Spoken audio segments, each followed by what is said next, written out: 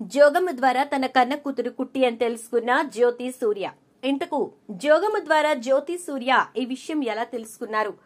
అసలు ఇప్పుడు జోగమ్మ ఎందుకొచ్చి వీళ్ళకి ఈ విషయం చెప్పింది? మరిదంతా కూడా వీడియోలో చూసి తెలుసుకునేద్దాం.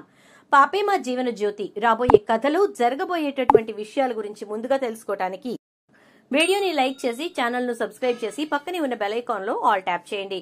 మొత్తం మీద ఇక కుట్టి శోభనం అయితే ఆగిపోతుంది. ఇన్స్పెక్టర్ ఫోన్ చేసి అర్జెంట్ గా పోలీస్ స్టేషన్ కి రావాలని చెప్పడంతో ఆదిత్య, కుట్టి ఇద్దరు కూడా ఇక పోలీస్ స్టేషన్ కి వెళ్తారు. ఆ అర్ధరాత్రి ఎవరిని లేపరు, ఎవరికి చెప్పరు. ఇక అందరూ కూడా వీళ్ళ శోభనం జరుగుతోంది అనుకుంటూ ఉంటారు. జీవనేమో ఎప్పుడెప్పుడు వీళ్ళకి శోభనం ఆగిపోతుందా, నేను వేసిన ప్లాన్ వర్కౌట్ అవుతుందా లేదా అని చెప్పని ఆలోచిస్తూ ఉంటుంది.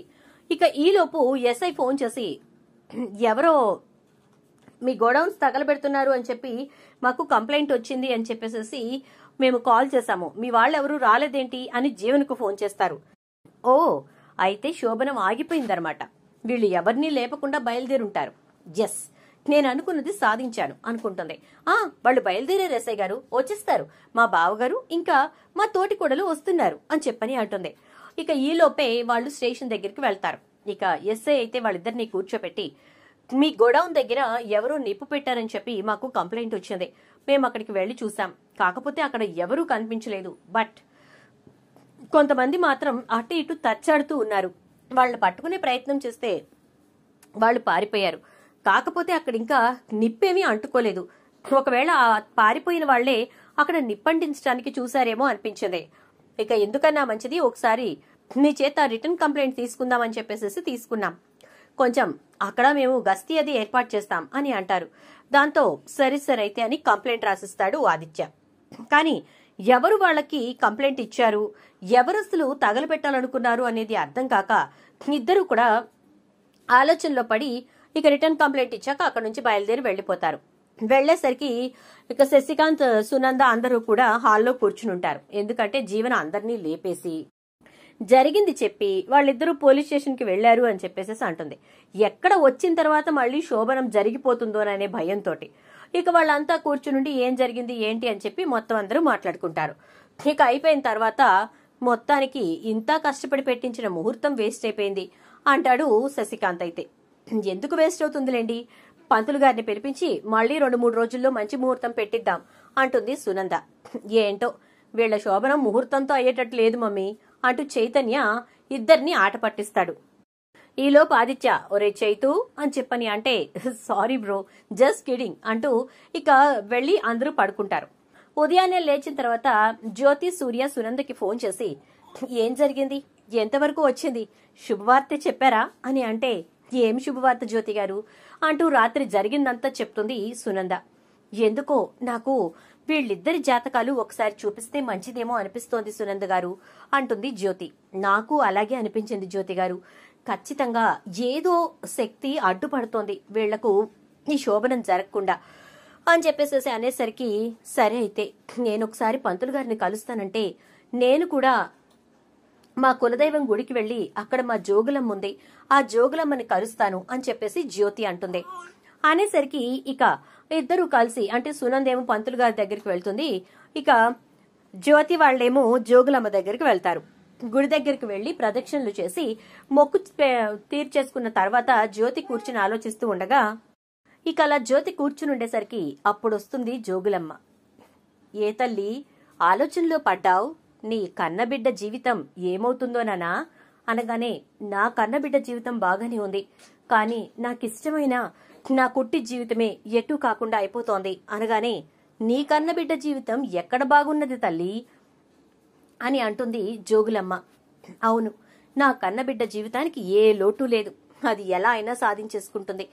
నా బాధల్లా నా కుట్టి గురించి అంటే కుట్టి కాదు తల్లి, నీ కన్నబిడ్డే అని చెప్పని అంటూ ఉంటే జోగులమ్మ నేను మాట్లాడుతోంది పద్మ ఇంకా సింహాద్రి కూతురు కుట్టి గురించి అని చెప్పని అనగానే నీది కాదు అనుకుంటున్నదే నీది అని, నీది అనుకుంటున్నది నీది కాదు అని నీకు ఎప్పటికి తెలిసేను తల్లి.